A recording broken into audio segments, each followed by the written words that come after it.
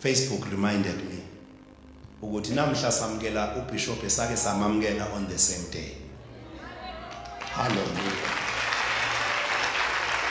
But above all, asinavalo ngoba sithanda sihle. Tshela umakhaya uthi makhonde siyenzile, makhonde siyenzile sithanda. We pray. Sikhulekela into eyodwa kulesiwakhe sithe siyabazi siyabathanda siyabahlonipha sibajwayele. Kodwa Nkosi bagqokisa ingubo entsha. And I believe that that comment is here tonight. I want you to put your hands together and give a warm welcome. Bishop, the Lord of the Lord.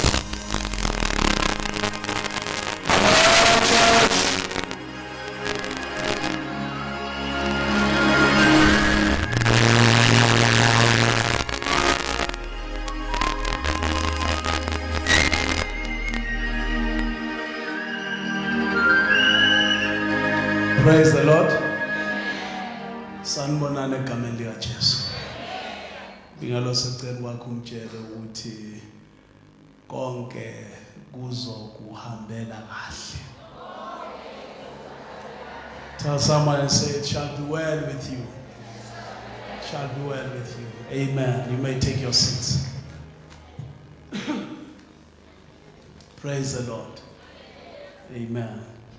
Siyathanda uMakhulu uNkulunkulu, my brother and my friend Bishop Twala, ngiyabonga kakhulu Bishop, ngiyakuhlonipha kakhulu, ngiyabonga kakhulu ukuthi ngiphinde kube khona la. Amen. Yeah, wasibusisa. Sabusisa la ngabe nje isiqedile nje. Siyahamba. Ngoba sesibusise. And also Mama Bishop Twala, siyabonga. Amen. Ukuthi uNkulunkulu aqhubeke akusebenzise ukuthi sure ukuthi ukhona. Siyabonga. Lowo ngifuna ukusho ngiyabonga kakhulu baba. Ayibonga Nkosi, ngiyamazi umnikazi walethenda.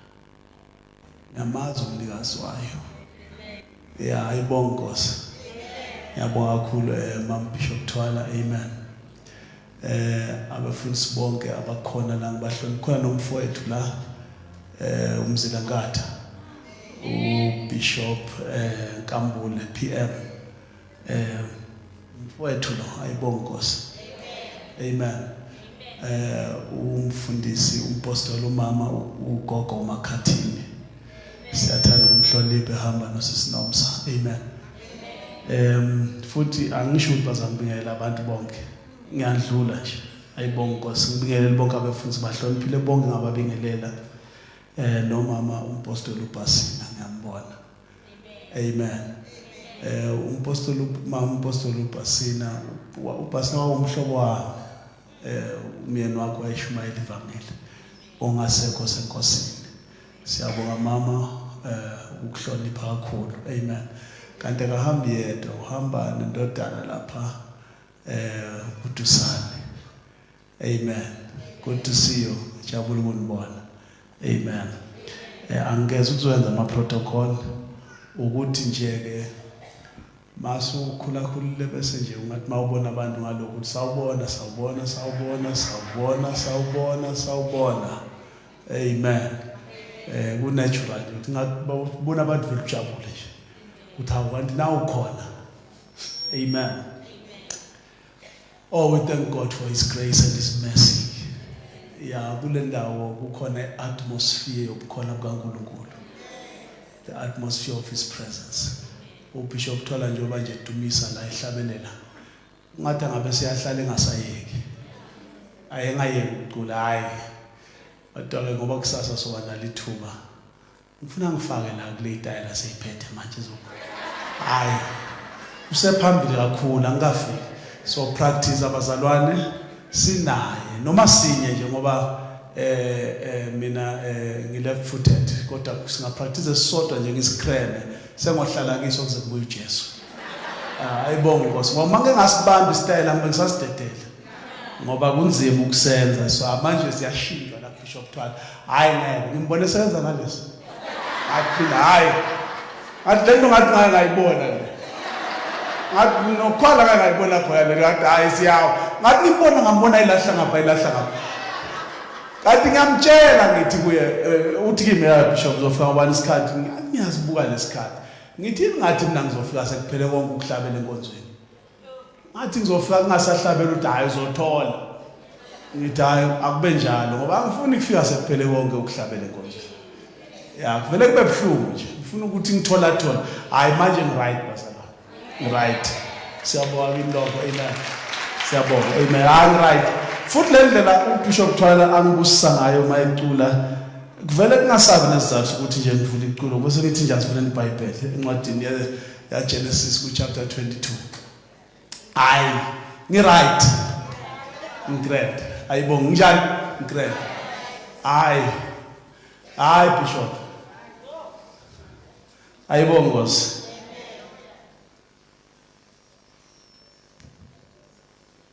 khona ngalo lo suku bevukile abenkosi behlotshiswe ngobukhosi bayole sebebuthwa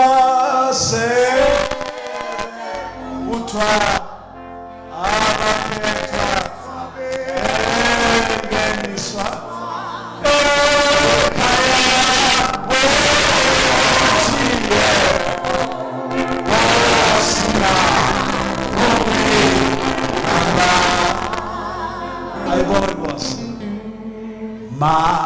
Maushe umsebenzi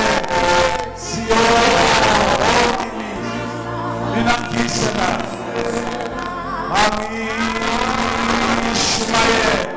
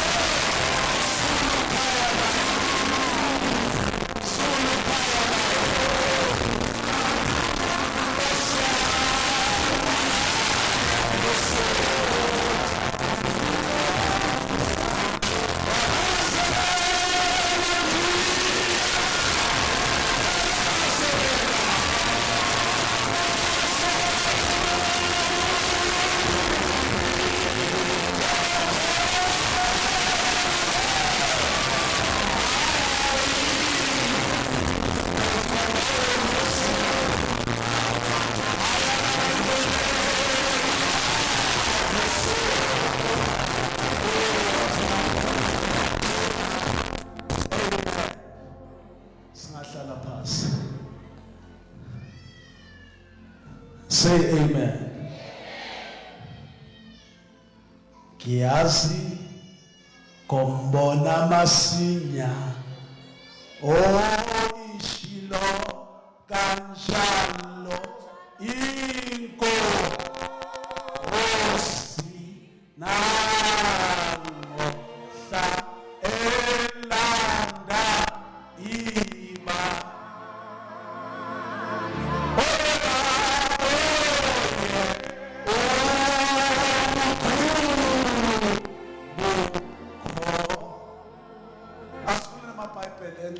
Genesis chapter 22. Hlengiwe limnandi leli iswe hlengiwe neka kazi lemfa hlengiwe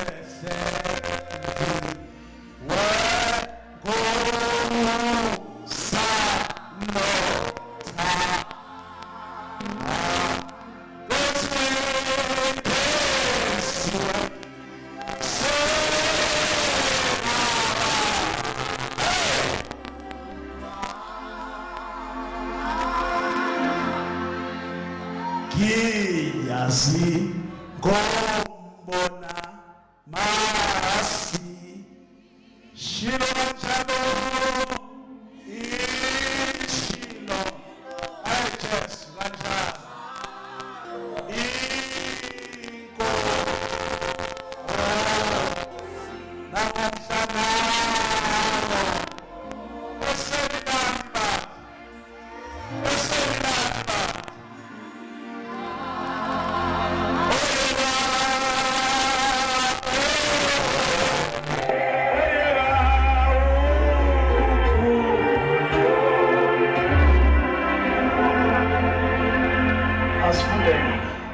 Say amen.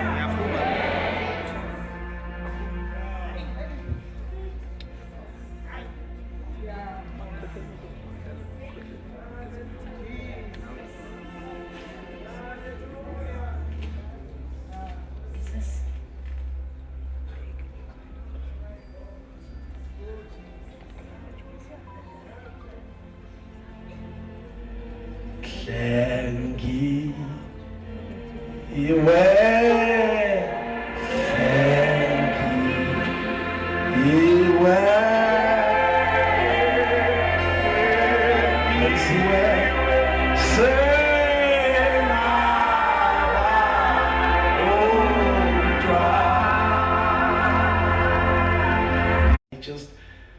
I just am thinking and pondering and analyzing and trying to understand the depth of that first sentence of Genesis chapter 22 verse 1. After these things, khona izinto ezazehlile, khona izinto ezazehlile, khona intaba, khona imigodi, khona amagcuma, khona lapho khona Egypt, khona lapho khona la Abraham aphika unkosikazi athi akusakuye mfazi wami mntathu khona lapho kukhona lapho uAbraham ehlelwa izinto eziningi, khona lapho kuna promise yaNkulunkulu ayinika uAbraham endala uAbraham 25 years later 100 Abraham uIsaac wazalwa, faith yaAbraham, ngoba khona izinto ezikwehlelayo not because you are weak but because you have great faith.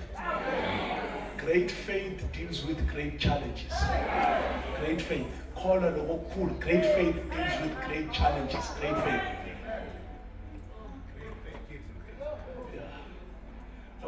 Uyabona kukhona la upress button khona, ikakhulu mawusandula kwelijesu press button kwenze ucabanga ukuthi kuzohlala kunjalo kanti hayi usafikiswa. Into zala zisebenzwa ngezinto okuthiwa ngamagama okuthiwa yi-faith and patience. Through faith and patience they receive the promises. Those who applied faith and patience, they received the promises. Laba abanye bamukela abakhona faith and patience, ukukholwa nokubekezela. They mixed the faith with patience, bakuhlanganisa. Ngoba ukukholwa moves mountains. But patience, if the mountain doesn't move today, I will keep moving. I'll keep pushing. Even if nonkulunkulu engakwenzi namhla, angisathi Nkosi awenza ngaleni. Ngithi Nkosi yenza intando yakho. See, when I have prayed and when I have fasted, when I have prayed and I have asked God through prayer, through supplication, through petition, I have prayed. Ngahlanganisa yonke into and thanksgiving. Ngicela uNkulunkulu kwangenzeki lento engiyicelayo, ulokhu ngicela kwangenzeki. Angithi bangicedile ukuthandaza basengishilo. Ngibese ngiyamphe uNkulunkulu ukuthi yenza Nkosi ithi lengo. Yenza intando yakho Nkosi izinikela wemanje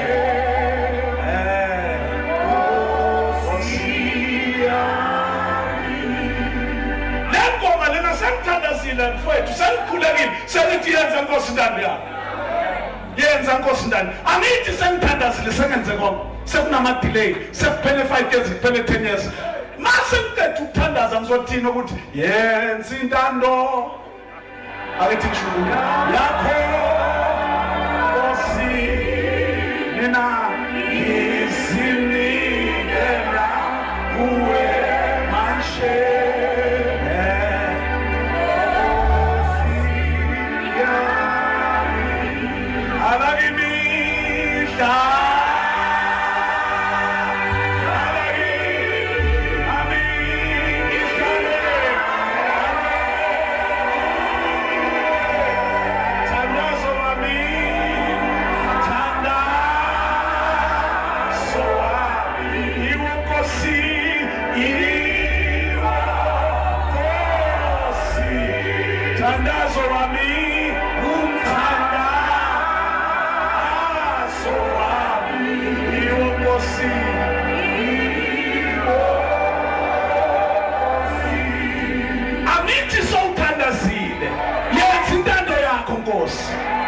because prayer must be in accordance with the will of God.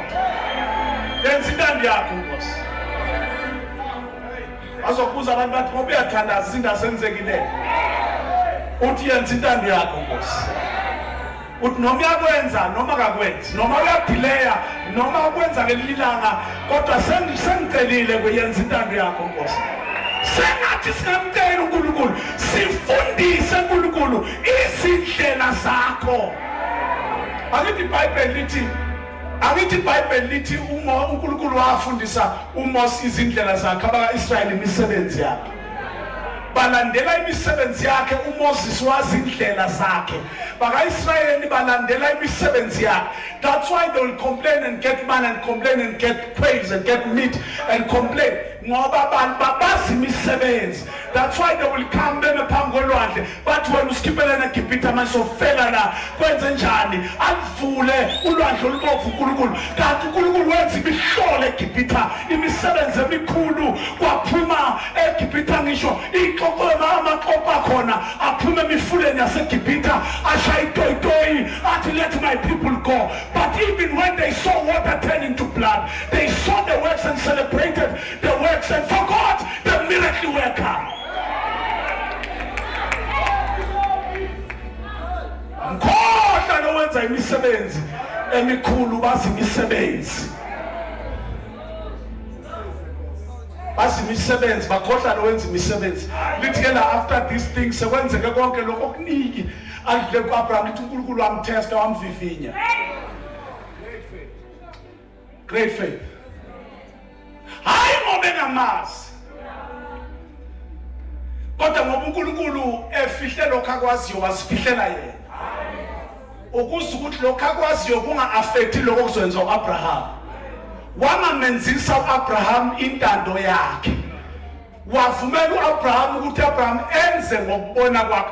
uNkulunkulu wazifihlela i-information yokuthi uAbraham uzowenza njani. Wayiyeka. Wathi thatha uIsaka. Take your son, put your only son. Your only son. Uye naye endabeni engizokubonisa wena eMoriya, and sacrifice him there as a burnt offering. Fike lapho umnikelo umenza umnikelo okushiswa endabeni engizokubonisa wena eMoriya. lithi iBhayibheli wavuka Abraham ekuseni wabophela imbolo zakhe wathatha 2 servants waphuma nabo kwahanjwa ngoba uNkulunkulu usekhulumile. Angazi noma ambuza yena umama, angazi akabhalwa ukukhulunywa ngaleyo ndaba. Angifuni ukusifakela, angifuni ukuthi ngithi akambuzanga or ngithi njani, kodwa waphuma Abraham. And there are 2 key things that I want to show you in this message today. Waphuma Abraham, waphuma ehamba noSithembiso. Ngoba uNkulunkulu wathi ngoIsaka wathi lo uSithembiso. Wathi zonke izithembiso zikulo muntu. What all the promises I love Isaac. Lo uSithembiso waphuma noSithembiso uNkulunkulu hamba uyomnikela entabeni. uIsaka, because Isaac was the promise. Alimangalisi iBhayibheli malithi ulithi Abraham wahlala ematendeni noIsaka, wahlala noJakobe, the heirs of the promise. Behlabeni kwematendeni bekhuluma bethi ayisingabafakazi emhlabeni. Sifuna lo amuzi. Kodwa zonke izithembiso zikubo. Bekhuluma ayisingabafakazi emhlabeni. Sifuna lo amuzi ongakhiwanga izandla zendoda, izandla zomuntu. We long for a country whose builder and architect is God. Bekhuluma waphuma namama ngesandla bahamba bagibela imbongolo bafika phansi kwentaba behla wathi uNkulunkulu nasi station behla station. This is what Abraham did.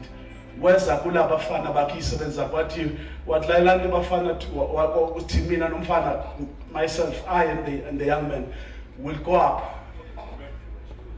to the mountain, and he says we'll go there to worship, and he says we'll return. Come back, because he considered him faithful who made the promise. He considered him faithful who made the promise. Because God is not a man that he should lie, nor the son of man that he should change his mind. If God says he will do it, he will do it. Bahamba basendleleni bayakhuluma nje, babehamba nje bayaxoxa, bayakhuluma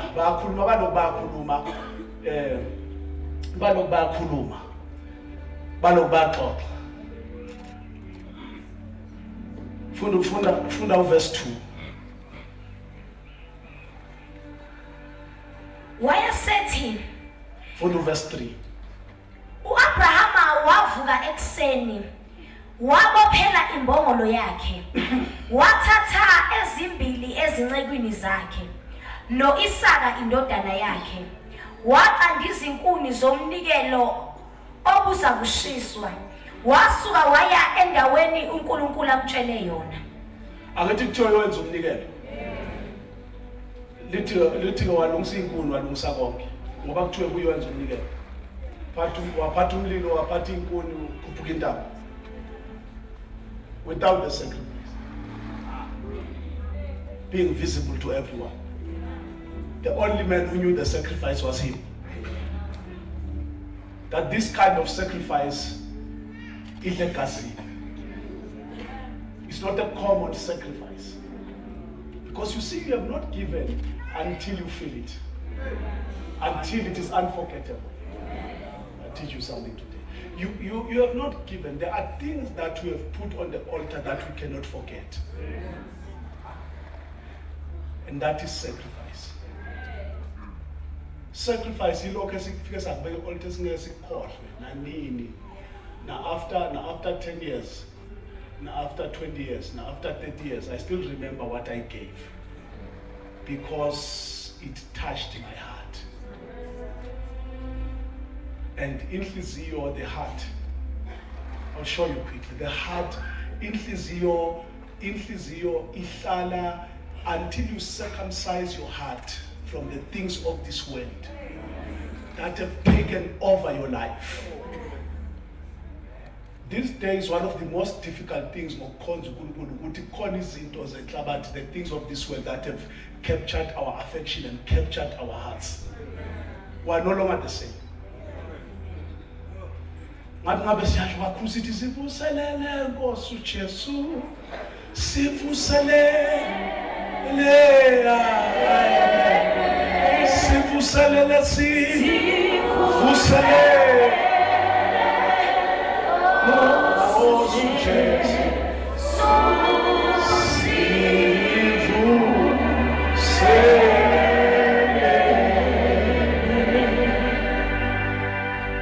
Wathi Abraham kulaba wathi mina nomfana siyakhuphuka intaba siyokhonza, we're going to worship and we'll return.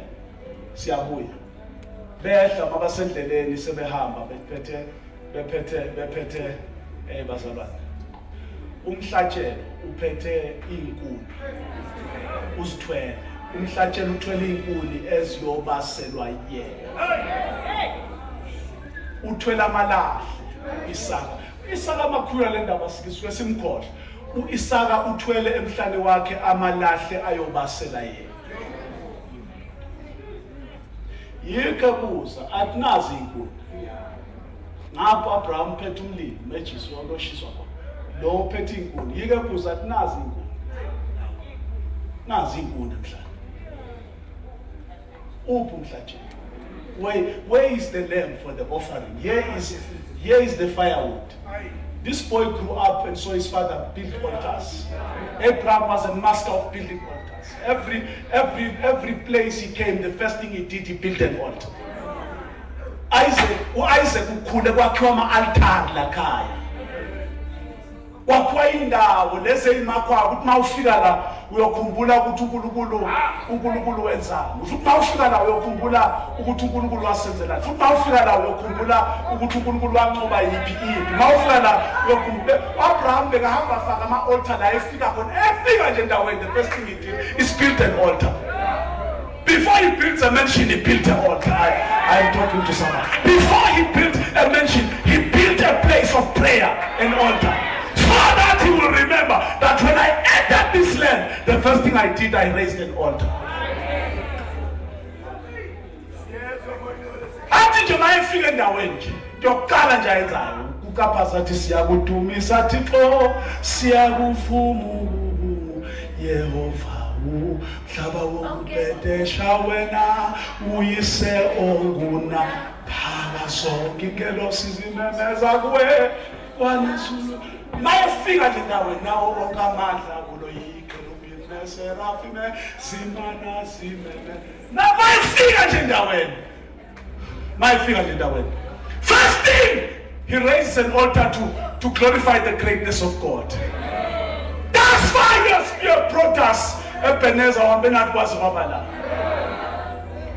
Life must be lived within the altars that you have built. So Abraham mayefika laphana. So Isaac has the ndama altar. Ayazi namhlanje o raise altar kanjani namhlanje. Uyazi something must burn the altar. The wood is not enough, the fire is not enough. There is something that must drop on the altar. Afika laphana. Uthi Abraham hayi mfana akuhlali nje. uNkulunkulu Jehova uzosibonela yena. Today God will provide for himself a lamb for the sacrifice. uNkulunkulu uyosibonela yena ukuthi uyoshisa. Ngiphethe ngithunywe kona ukuthi ngikuphathe. But the sacrifice, he will provide the sacrifice. uNkulunkulu uyosibonela yena ukuthi uyowenza kanjani umhlatshelo. It's not my problem. The sacrifice is not my problem. That includes sacrificing my son, Isaac, is not a problem. Because I heard what God says. I know his voice. Mina ngizombeka altari, ngizowenza lokho asho ukuthi ngikwenze, uzosala emvusa. Yena uzoba nenkenkulu yokumvusa ngoba uthe yena ngoIsaac. He turned on the promises. Wathiwa sale ibona vusa njani lento. Mina ngiyayishisa manje. Noma yini oyifuna uNkosi have it. Whatever you want you can have it. Kakade ngiphiwe you gave it to me.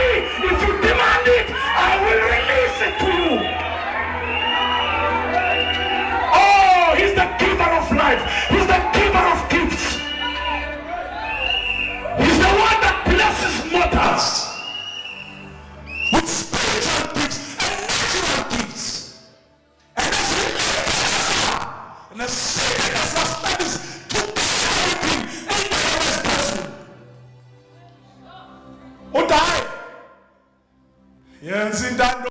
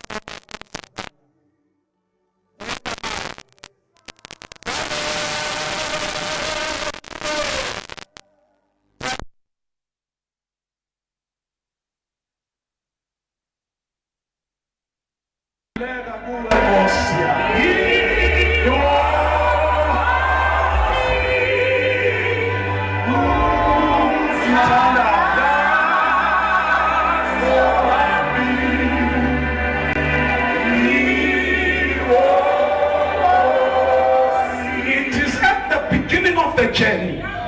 I bring my message to you right now. Ngesikhathi iqala lendlela ekhuluma neyisebenza. Athi mina nomfana will go up to worship. He calls it a sacrifice of worship. Sacrifice. Pusha ntombo, pusha. Tshela umakhelwane ima ngenyawo. Uthi pusha. Pusha ntombazana, pusha. Mfana ithi asipushe siye entabeni. Oh, we are going into the place that God said you must go. We cannot stop. We can't stop. Ngiphakamisela inhliziyo yami kuwe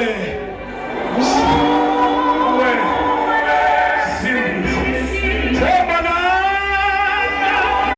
sakho wangiphakamisa wangiphakamisa ngibonga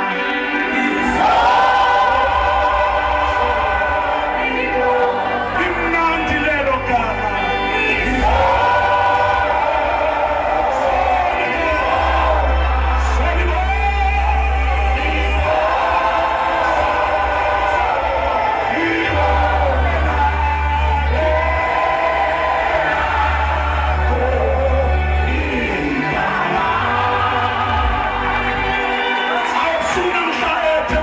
When he provides for himself, he provides for me. But he provides for himself, but he provides for me. I am the sheep of his pasture. When he makes the grass green, I feed on that green grass.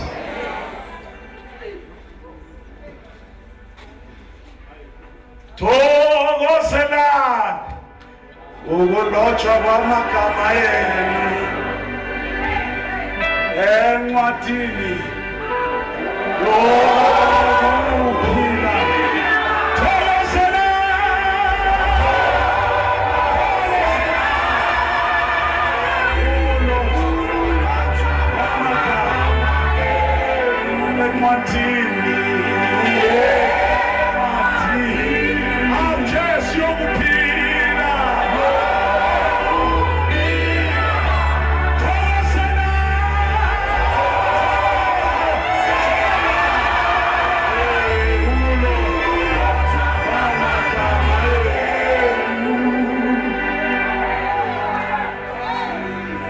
Ngizomkhuthaza namhla push.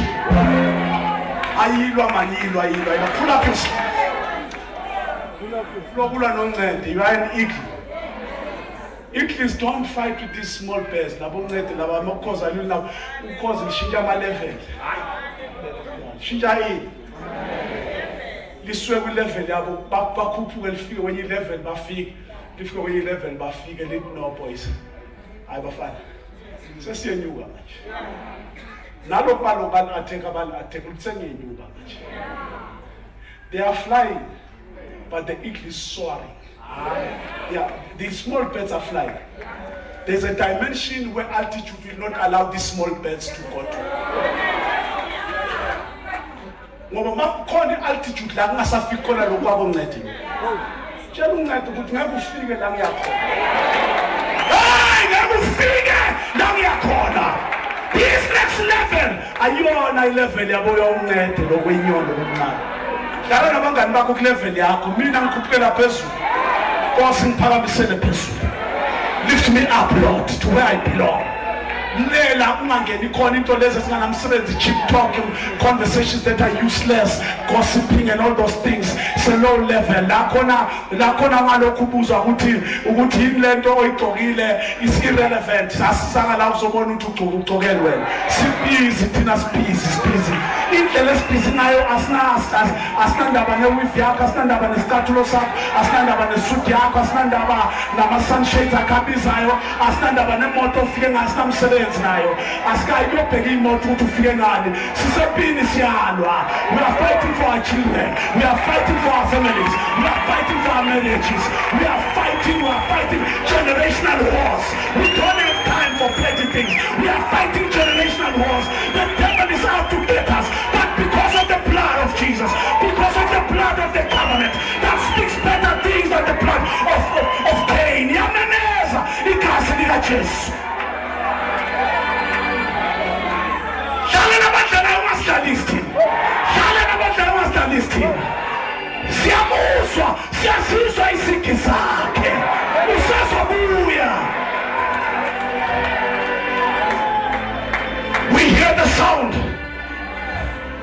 of abundance in the atmosphere.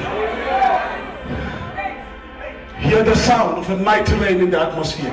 Something is about to break loose on the earth. The more you see the confusion, the Holy Ghost is about to do great. It's more inconsolent to be sure and trouble. Job any confusion in Gaga. Kufraba prophet Bamanga Batuma. Kufraba prophet Mbulumfan Namangalo. Got to say to Milumfan Kulmamanga. Abantu bakola manga banyawatanda manga. Nyatanu koshiswa. That is why amanga as a driver, a pulpiti, amanga say wona atatinda yekiniso. But I have good news for you. There is a name above every name. The name of Jesus has stood the test of time. This gospel of the kingdom has stood the test of time. Undefeated. Undefeated. Undefeated. Onde se ambusa tá nesse tipo. Domo abasa domli ilo kotale sikotale.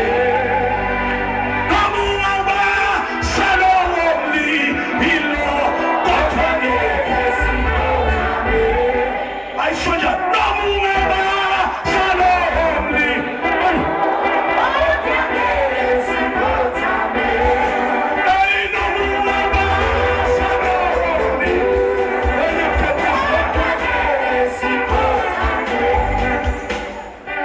asikota ngipinde ngithi asikota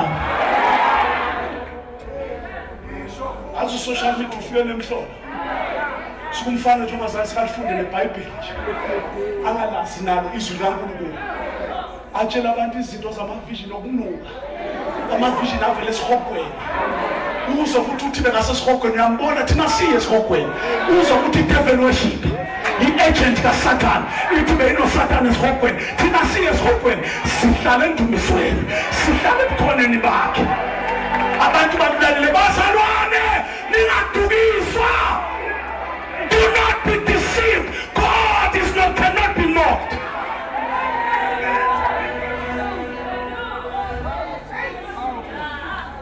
Bangibuza omunye ukhuluma lapho uyakhuluma omunye bangibuza abantu ukhuluma ngonkosikazi wami ngasekho khuluma into ayithanda bangibuza bathi uthi ngalo wakushoyo uthi umbone esihogweni ngithi ke mina hayi ayikho mina ngisho wangimazi wakumazi lo muntu osho njani. Number 2, I don't want to make foolishness relevant. I don't want to give foolishness relevance.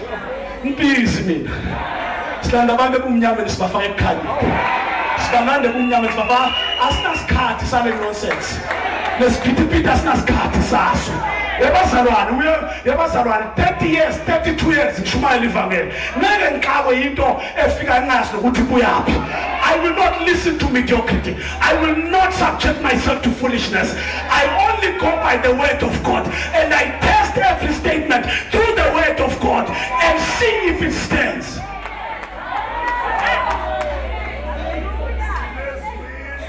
Simezwini athula nje angaphendula ngoba mina anginasikhathi sokuphendula ukulima ngibhizi. You will not get my attention. I'm very busy. Mafuna ungazi ukuthi ngithini was a pulpit. Was a pulpit. Mafuna ungazi akhona motivational speaker, I'm not one of them. Benza umsebenzi omuhle. Motivation is necessary and it's very good and it builds up people and it's a skill that is acquired. Motivation is very important, but me, I'm not a motivational speaker. I'm a preacher of the cross. I'm a preacher of the cross. What's the more value? Ngithi silibhungukini isiphambano. Sangihlukanisa nezono zami. What's the more value? Ngimemezela isiphambano. Sihlukile sithunywa ngokuhluka. Mina ngibiza abantu back to the cross.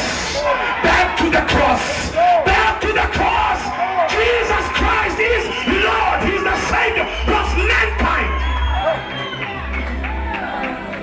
Laba kuna lokho amavision lokungekho okungabhalaza kwezwini abaqhubeke nabo basiyeke and bangayibheka icomment yethu for the record ngoba ngiyazi bang record bangayibheka icomment yethu. We don't belong to their league. Sidala kwenye league. We don't belong to their league. You see, we are not social media entertainers. We are the preacher of the good news. As one of my entertainer, we don't apologize to anyone anyone for what we believe. Nor do we have to explain to ourselves to anyone for how and what we have believed. We believe as a quality. Tina, we believe in the virgin birth. Skolo to Jesus wazalwa intombazana engasanandoda. Siyakholwa lokho. Ngeke sizwe ngawo ukuthi singakholwa ngoba sekufike wena. Futhi thina siyakholwa ukuthi uJesu wabethela esiphambanweni. Wafa. Siyakholwa lokho. Futhi siyakholwa ukuthi wembele. Sikholwa ukuthi wavuka. Wavuka ngosuku lwesithathu. Argue with your ancestors. Leave us alone. We have already believed that he rose from the grave. Up from the graveyard. Siyakukholwa lokho. Siyeke khulume yakho. Siyeke siyakukholwa. Futhi siyakholwa ukuthi wenyuka wayezulwini emadoda ambhekile. Wafela ingelosi ezulwini. Yathi madoda aseGalili nimeleni la nimangele. uJesu lo onyuka ngalendlela uzabuya masinyane. Siyakholwa lo. Futhi siyakholwa. Sibhekile wena seMpumalanga. One glad morning. We are waiting for the coming of the Savior.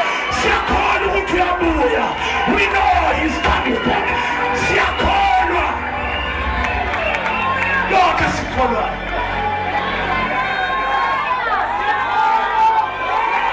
Siyakholwa. Siyameneza waza Nkosi uJesu. Waza Nkosi uJesu. Sikulindele. Memeza uthi siyakholwa. Can I hear you shout siyakholwa?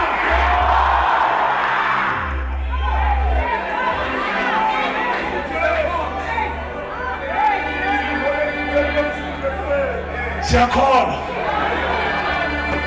Kukokuxelwa kwesono. Nakho ukufaka umzimba ekufeni. Siyakholwa ukubonga okunaphakade. Siyakholwa. Lento leyo kukholwa ilanga phakathi kwethu. Lokhu suba kanje sihlekiwe limnandi lelizwe. Hlekiwe ngegasi yazi ngegasi levalo. Siyakholwa. Siyakholwa. Alela. Mina hlezi ngizibuza Bishop. What why wonke umuntu mayefuna ukuduma uthi uJesu? Why umuntu mayefuna ukuduma athi uJesu athi uJesu umfana ngeke silalela umfana thina solalela uyise wakho uNkulunkulu umfunani uJesu? Ngoba qhubeka nale yakho. Iyeke la uthi wena usuphumile kule yethu hamba nale yakho. Abangizwa ngithi hamba nale yakho uyeke le yethu. Ngeke siyeke ngoba sekuselwe wena. Uyofa amathamba akabe mhlophe ethuneni. Bobe abantu balendlela bangakapheli. Lento le kwaye kwabulawa abantu babaphosa kwashiswa ngisho umlotha wabo waphoswa kuma River Nile abangenzansi baphuza amanzi kwanyakaza lento ngaphakathi. Lento le kwathathwa abantu bafaka emphandweni wezingonyama bahlwa amabhu bese yangaphela lento. Lento le yafelwa abantu Petro isiphambano sibheke phansi inyawo ziphezulu wabethelwa wangasilahli isivumo sakhe. Lento le inamathuna abantu abafela ukholo. Inamathuna ama-Christians ma-guys who have refused to surrender, who have refused to bow a knee, who have refused to give up, who said I rather die for the message of the cross, because the preaching of the cross is foolishness to them that are perishing, but unto us it is the power of God. Jesus Christ is the same yesterday, today and forever.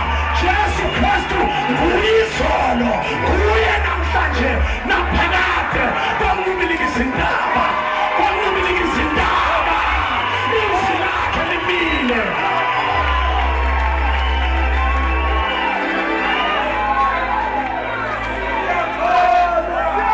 Memeza uthi siyakholwa.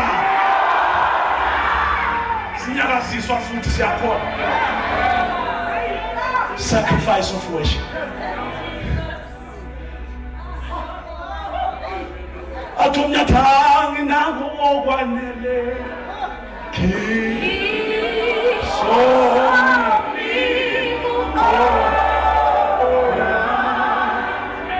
amazi noma yazithi oh bekani inhloko yakhe uyithi kancane tone down sosa Tamesia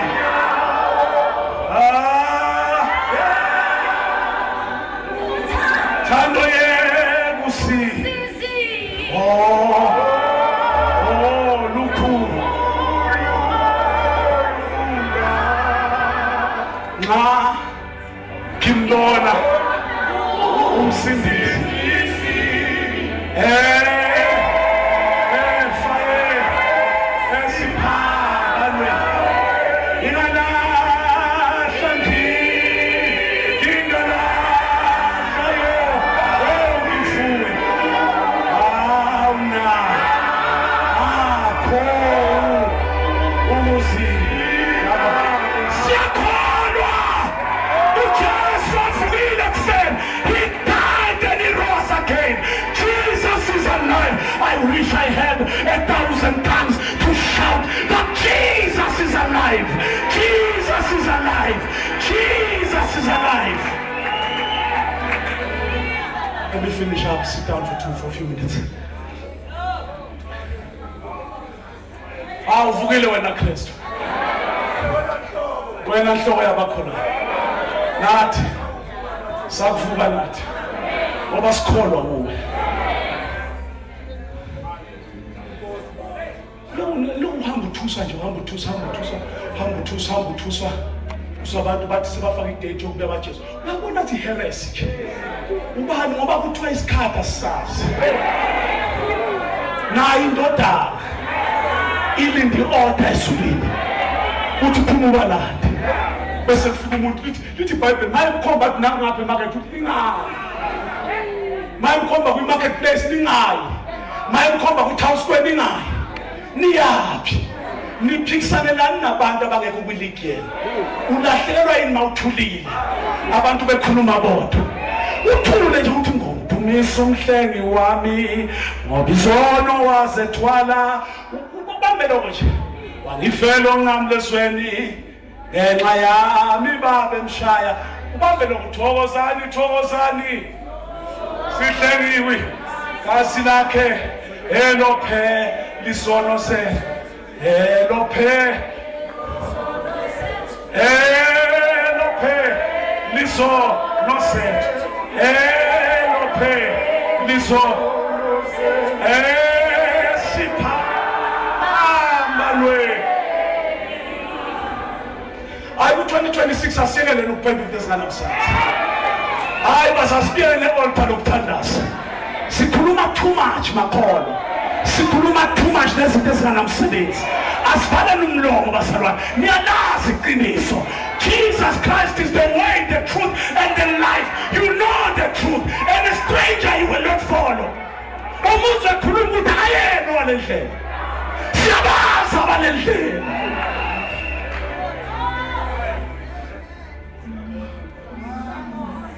Bayifika basacrifice bamba nabo qeda bafika phezulu entabeni basacrifice uthatha indodana yakho Abraham wakhe i-altar ubeke inkuni ubeke indodana uyayibopha wenza sure ukuthi ngeke escape ngokuthi uNkulunkulu I want that boy. Uthatha umeso wakhe ngathi ngiyamuza dlala ungifundisa ukuthi mayenze indawo yakho.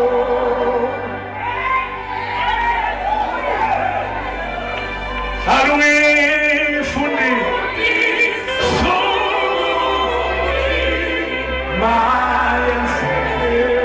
mayenze indawo yakho. Phambi kuSomkhulu uthi bengiphiwa nguwe nalento le masuyithatha zodumisa. Uyamfuna lo ngiphela sengilethile. Thatha uyakhala siyehla inja hayi ukuthi kwakumnandi.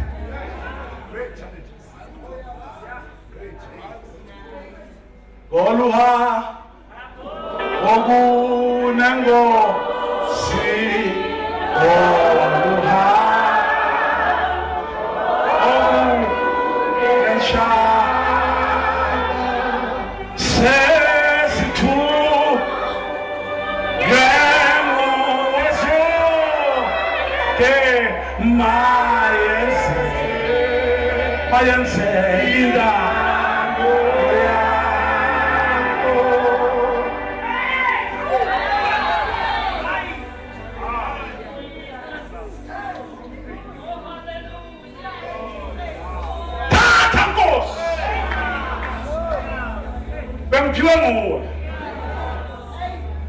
Bengiphiwe nguwe. Kodwa masukuthatha Nkosi bengingokwakho. Ubungibolekile. Thatha Nkosi. Ngisho ngikhala. Ngithi mayenze ndati. Kungemnandi inhliziyo ngihlephukile. Inyama ayivumi. Kodwa manje ngizwa lapha ukuthi kusukela manje kulesikhathi uNkulunkulu ufuna abamkhonza ngomoya nangeqiniso. Says it to them who is all my in the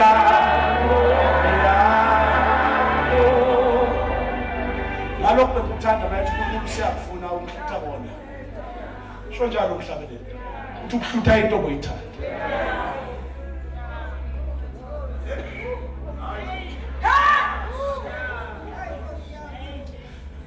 Life will teach you certain things that will make you to be very humble and know that. Wazi ukuthi mawuthi ngingowakho Jesu wakho. Ngowakho njalo. Ayihlukanisa. Ngowakho Jesu. Uzofika la uthi khona ungashere ichorus elimnandi lokudazi uthi ngingowakho Jesu. Ngowakho. Ngowakho mfeli wami.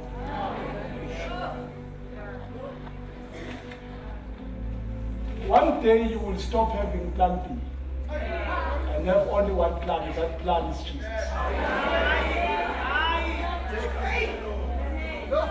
That plan is Jesus. Because everything you try sometimes will fail. Bese umtshethi yenza Nkosi yenza into enjani. Yenza Nkosi yenza ngami. Bese uyamncela uNkulunkulu makukhona into ofuna ukuyenza emhlabeni. Ngiyazi angiyena umuntu ongathi perfect. Nami nginamaphutha kodwa mayikhona into ofuna ukuyenza emhlabeni ungangishina.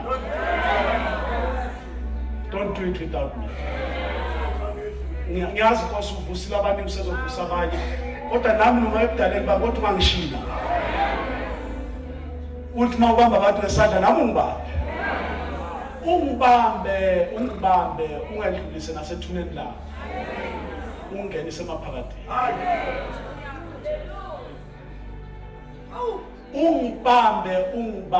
Ungibambe ngesikhathi sokuhlubuka ngingahlubuki. Hayi khona ngizwa. Nesikhathi la khona umoya wonakala ungathi khona ngehla umoya uyaphola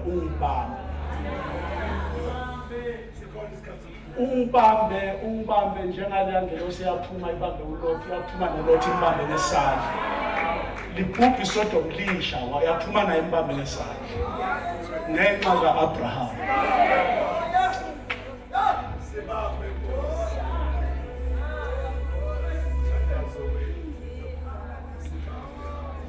Wathi uAbraham esewuphakamisile ethi uyamthatha umfana ngoba kakade bephiwe uNkulunkulu.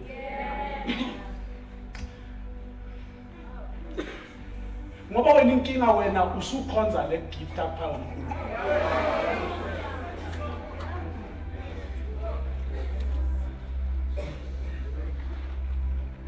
Mina ngingahlala ngikutshele ngithi mina ayikho into engingakhosta ngayo.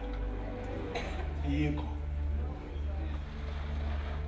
I can count for you things that when I begin to count them, then you will know that God is gracious.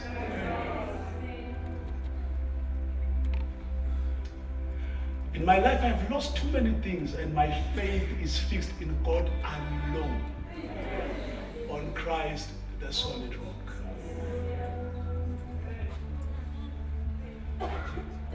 On Christ, the solid rock. inkinga yakho wena uNkulunkulu ukuphe lento akuphe yona usukhonza yona. Now you worship the gift, not the giver of gifts. uNkulunkulu wayezonokha athi nqonqonqo athi Abraham ukhonza uIsaka. Ngabe usukhonza uIsaka noma usakhonza mina? Ngabe uIsaka usenkulunkulu kuwe? Ngabe isipho sesisithixo kwesesinkulunkulu kuwe? Usukhonza lesipho usuyeke ukukhonza mina. Ukhonza ini Abraham? Are you now worshiping what I gave you, the gift? Are you worshiping the gift? Are you not worshiping the giver of gifts? Konta yo itest uNkulunkulu yazo ezotesta uNkulunkulu inhliziyo kaAbraham. Efaka question mark, where is your heart? Is your heart with the gift or is your heart with God? Because la abantu banengcebo yabo khona izinto abazithandayo, abantwana babo, imoto zabo, izindlu zabo, imali zabo, inhliziyo yabo ilapho. uNkulunkulu uzohlola ukuthi Abraham, my friend of God. Lezi zinto ezaqualify uAbraham ukuthi abe friend of God. May I be a friend of God? Lento athamba uzocheck ukuthi Abraham usekhonza lento. Khona abantu abakhonza izinto. Indlela one pride nemoto nje. Ngendlu. Indlela one pride ngayo ngeTV enkulu. Indlela one pride ngayo nezinto eziphelayo. Uyabona lento le oyibambele lothi unawo namhla unayo sisandleni sikaNkulunkulu. Lento le ozibhayo ngale ithi yaphuma iyahamba le othe yakho ingabuyi. That's why every day mayiphuma leyo Nkosi isandla sakho phezu kwabantwana bami, phezu komyeni wami, phezu kaNkosikazi.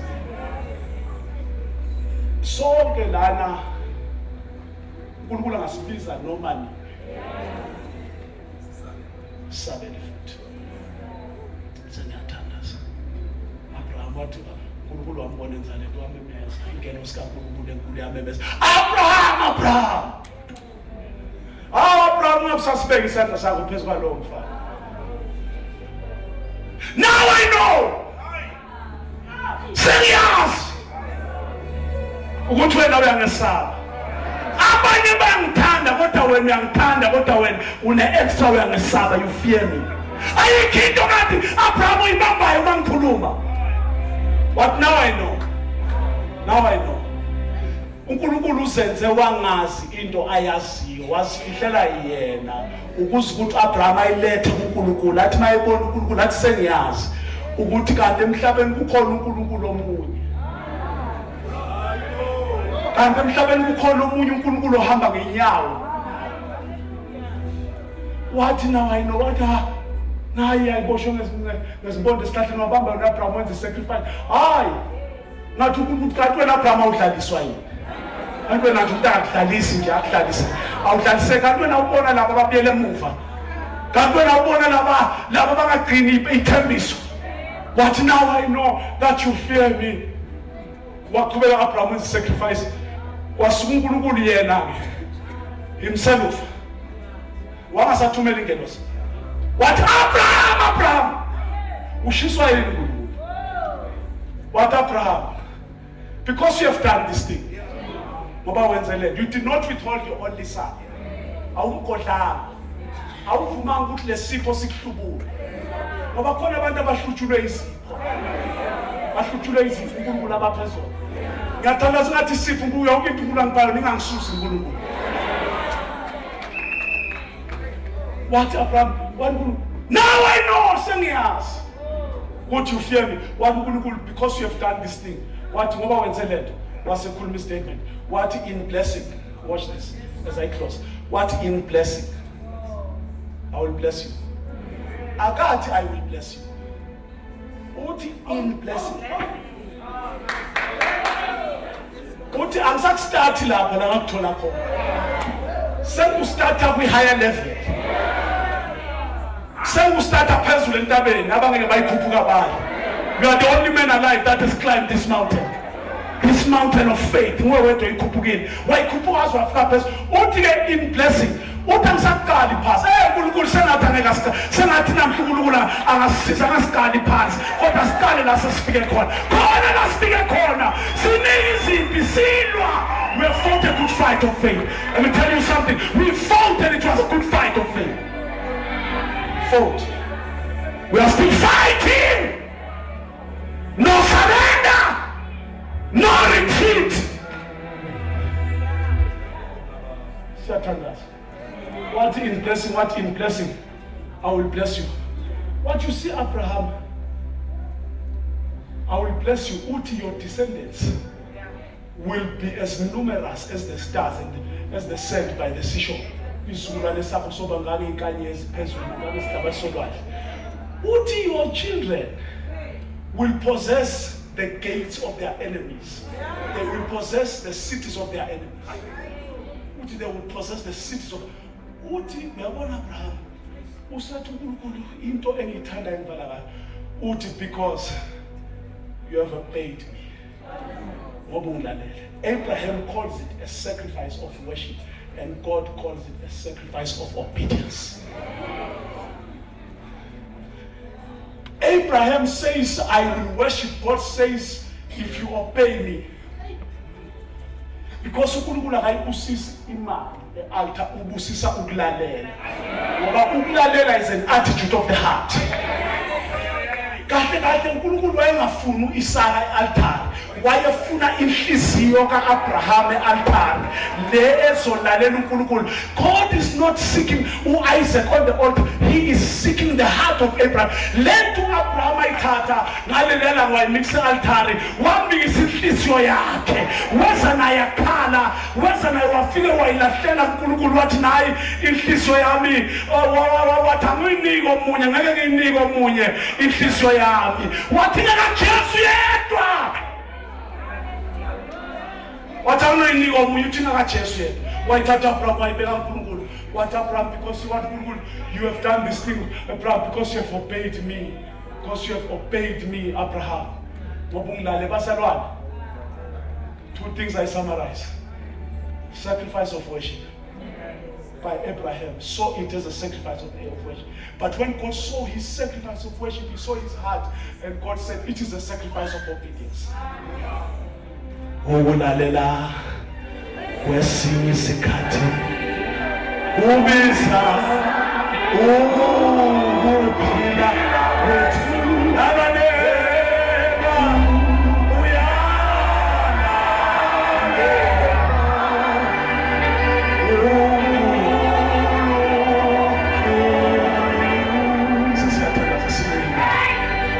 ukulalela kwesinye isikhathi kubiza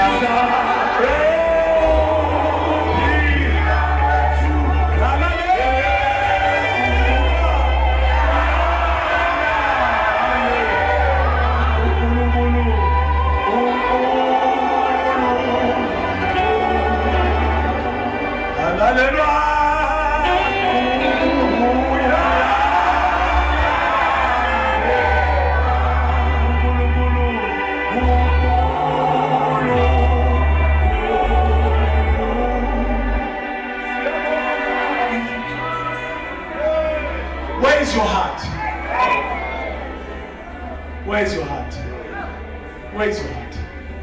What God requires of you, fully please have even please your heart. You know why some miracles don't happen? It's because when people come into God's presence, they are ready to run out. That's why ufika ekonzweni uphuma ababona manje. Kahlalo khona embambini. Kahlalo. Aphunywa ekonzweni. Kahlalo khona bankulunkulu. Azi uNkulunkulu enze lento afuna ukuyenza. Where's your heart? Sometimes the sign of you rushing out of church is a sign of where is your heart. Your heart is obedience. As I pray today, I want to say to you as we pray,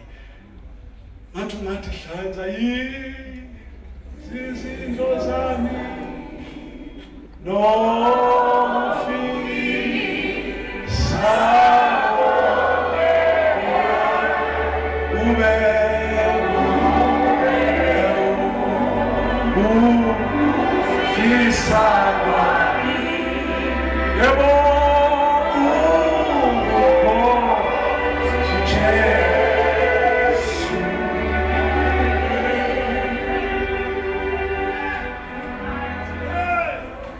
Let's close our eyes and lift up our hands. Phamsana zethu sibala amehlo. Dala kimi Nkosi inhliziyo ehlanzekileyo. Create in me a pure heart. Fundise izindlela zakho. Ngihambe ngazo. Uthi wena ku-Abraham, now I know. Ngabe wazini ngathi? Sicela ukwaziwa nguwe, wazi ngathi ukuthi siyakuthanda. Namhla kuningi singakusho sizothi kuwe uNkulunkulu wethu siyakuthanda ngayo yonke inhliziyo yethu, ngawo konke esiyikho nesinakho lokho osiphe kona siyakuthanda. Sithanda wena ngaphezulu kwakho konke. Moya Ngcwele, gcwalisa inhliziyo yethu, fill our cup, Lord, and make it whole. Fill my cup, Lord. Fill it until it's full. Satisfy us, Lord, with the bread of heaven. Ikabo labra sata. Makarabo shanaya.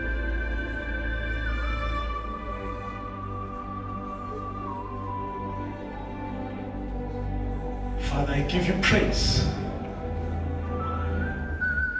Moya Ngcwele, sigcwalise ngomlilo, sigcwalise ngamandla. Baphathisa abantu bakho ngomlilo kaMoya Ngcwele. Njengosuku lwePentecost, mayiphindwe iPentecost kithi. Sibaphathise ngomlilo, ngamandla kaMoya Ngcwele. Holy Spirit.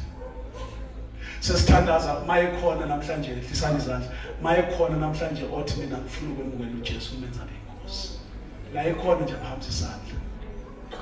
Empeleni ngaphambi isandla sukezela ngaphambili ufuna ukuthatha uJesu. Mayekhona noma uyedwa noma bangakabanga bemukela uJesu abafuna ukusizwa namhlanje athi ngizoletha inhliziyo yami nginikele kuJesu. Agijima phuthume ungadlali ngethuba lokusindiswa, for this is the day of salvation. Ungadlali ngalo thuba. Unamhlanje ungaphunyula enkembeni baleke. Gijima uze la ngaphambili umela mawufuna uzothatha uJesu. Sengiyaqinisa.